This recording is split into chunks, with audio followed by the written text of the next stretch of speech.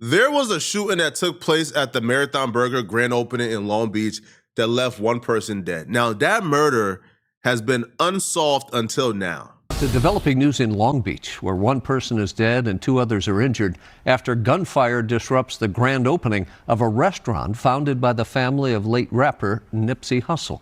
The shooting at the grand opening took place about 5 months ago, March 1st, 2026 to be exact.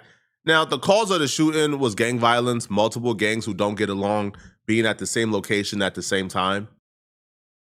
Now at 11, breaking news. Gunfire breaks out near the grand opening of a new burger joint in the heart of downtown Long Beach. I'm Jory Rand. I'm Liz Nagy. The deadly shooting just steps away from the newest Marathon Burger location, the chain founded by Nipsey Hussle. The family of the late rapper is speaking out tonight. One person was killed with no word of any arrests right now. A PR person for Marathon tells us the incident was not related to today's grand opening. They called the opening a huge success, saying the restaurant continued to take orders as investigators worked behind crime scene tape just outside the front door. Eyewitness News reporter Abigail Velez has more from Long Beach.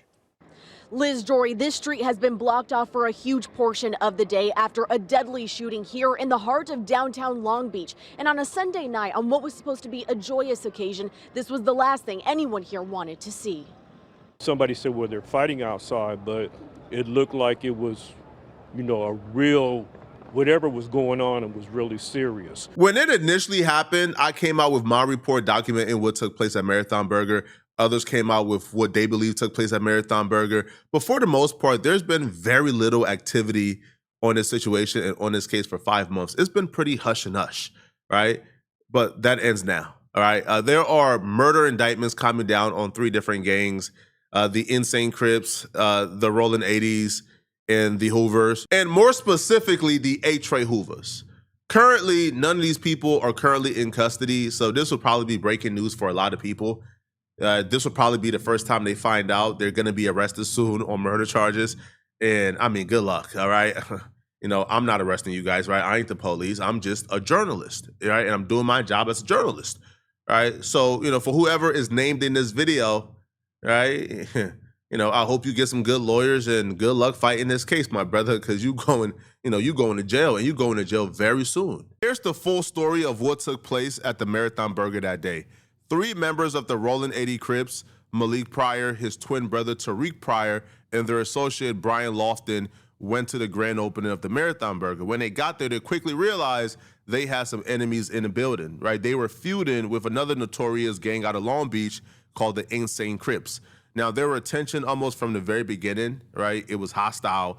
So they up and left the Marathon Burger briefly. When they left the Marathon Burger, they walked back to Malik's car. His car was parked on the street, like to the side. So Malik got to his car first. As you see Malik right here, he goes around the vehicle, opens up the car, goes in the car, and grabs a hoodie. Now, he grabs the hoodie and begins to change his clothes up. Now, Malik will ultimately change into a hoodie and some sunglasses. Now, it was about 82 degrees in Long Beach at this particular time, so he didn't take off his clothes to put on a hoodie to be more comfortable. Him changing into the sunglasses and the hoodie was very intentional, but they all 3 went back to Marathon Burger after Malik grabbed what he wanted to grab from out of the car.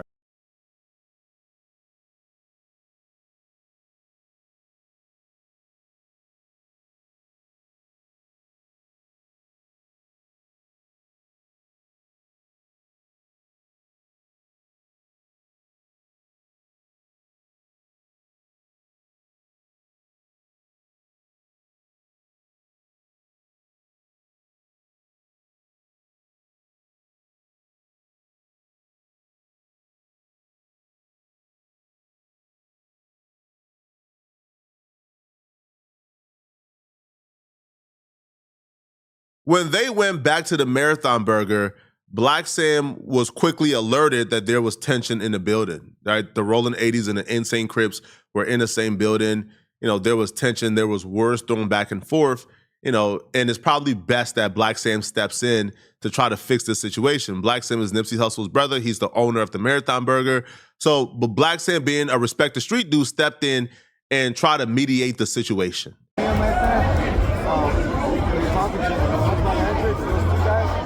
All these homies right here, they don't want them.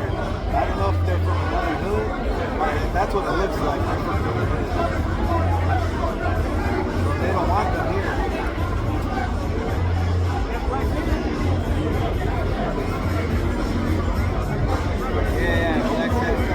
Yeah, he's talking to them. Yeah, he's talking to them. Getting in. In the video, you could see Black Sam literally pleading with them to just leave because they were surrounded by the Insane Crips. They were drastically outnumbered. Like, it was like 10-1. It was like 3 of them and like 30 to 40 Insane Crips just in the building.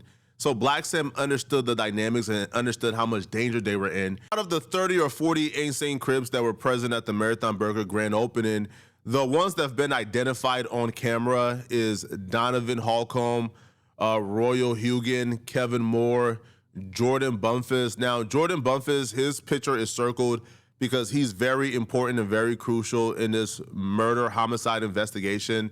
Tajon Hill, Tyjair Hill, Ryder Huglin, Kamari Jones, and Christopher Thorne. Now, Tyjair Hill and Kamari Jones, they've been circled because they're also very crucial in this murder investigation as well. The Insane Crips already outnumbered the Rolling 80s by like 10-1, maybe 15-1, but it got even worse for the Rolling 80s because the Insane Crips had their allies at the Marathon Burger as well.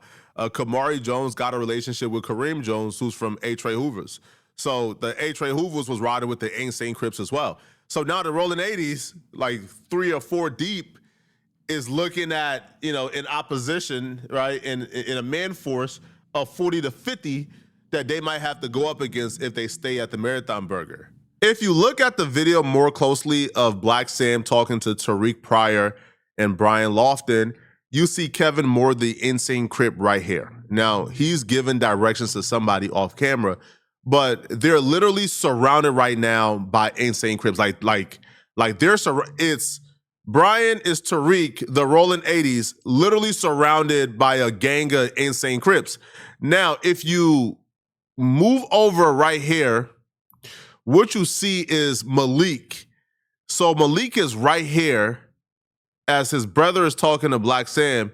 Malik got his eyes on Kevin Moore, the Insane Crip. Now, Malik got his hands in his pocket, which would indicate that Malik got a gun, right? Malik got a gun on him. So he's watching right now, trying to figure out what's going on, okay? So once Black Sam convinced them, okay, listen, man, y'all surrounded, y'all gotta go, they agreed. Once they agreed to leave, Black Sam gathered up a bunch of dudes and they began to escort the Rolling 80s from off the Marathon Burger premises. So as they're walking away, I began to realize something when I'm looking at the footage. Their car was parked on the street in the other direction. Black Sam was supposed to be escorting them to their vehicle. They told Black Sam their vehicle was in the garage, but their vehicle was actually parked on the street in the opposite direction. So Black Sam and a bunch of dudes is walking them to the garage. The Insane Crips is following behind. And when they get to the garage, Malik Pryor speeds up and goes in the garage first.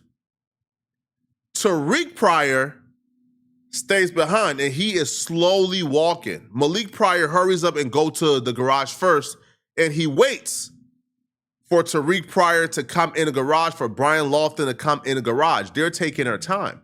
Now, as they get to the entrance of the garage, all hell broke loose. Right at this moment, right when Tariq Pryor gets to the garage entrance, Jordan Bumphis punches him. Jordan Bumphis is from Insane Crip. Tariq Pryor is one of the 3 Rolling 80s. Now, as soon as the punch happens, everybody begins to swarm Tariq Pryor. But like I stated before, Malik Pryor has sped up and was already in the garage. So as everybody is pushing forward, gunshot starts to go off and everybody begins to run out. The person you see running out the garage is Kareem Jones. That's the A. Trey Hoover. And he was actually grazed by gunshots, if not hit directly. But Kareem, aka Treyway 7, aka Chucky Finster, was not the only one shot that day. An Insane Crip member called Kamari Jones was also shot. Now, he was put in critical condition, but he ultimately survived. The only gunshot victim who died from his injuries was Brian Lofton. Brian Lofton was shot in the head and died at the scene. Brian Lofton was one of 3 Rolling 80 Crips, and the shooter was the other Rolling 80 Crip, Malik Pryor. Now, Malik Pryor accidentally shot his own friend, his own padre, in the head, Brian Lofton. Now, I don't think this was intentional. I think it was accidental, right? I think Malik Pryor was very reckless with how he was shooting and just began to shoot at who he thought was advancing on him. And Brian Lofton just happened to be nearby and he got shot in the head. Unfortunately for Malik, he don't get to scream self-defense because of his actions that day. He went to the vehicle to grab the gun and grab a hoodie and grab sunglasses to conceal his identity. When they were supposed to be walking them to their car, they intentionally led them to a garage where they weren't parked. They had no cars in that garage. They weren't parked in that garage, but they led them to the garage. Malik sped up and waited in the garage with his pistol. And as people advanced in the garage, he began to shoot. Now, that was clearly intentional. That was clearly premeditated. That was not accidental. Because if they were supposed to walk into your car, then you would just walk them to your car. You wouldn't walk them to a garage where you feel like there's no cameras and you could do this. Now, when shots rang off, police were about like a couple feet away. So police got to the scene almost immediately.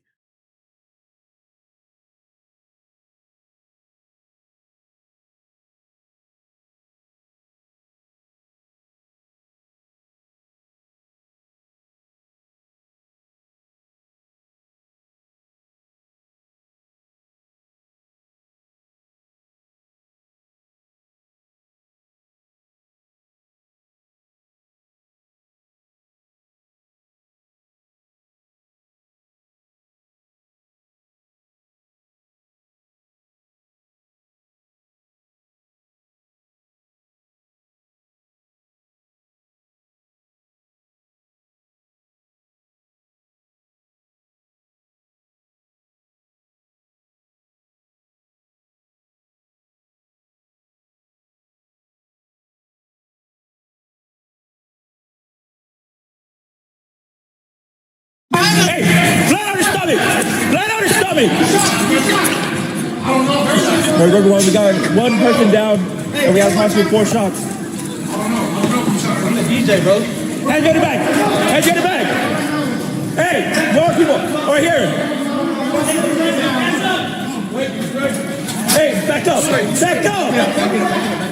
I'm just the DJ, hey. I'm just the DJ. Hey! I was walking back to my room. Now we just heard shots.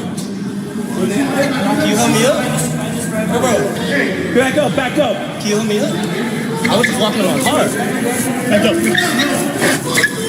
Hey! By the time the police got to the parking garage, Malik was already gone. And he was able to escape that fast because he jumped like through some structure 8 foot to the fire escape.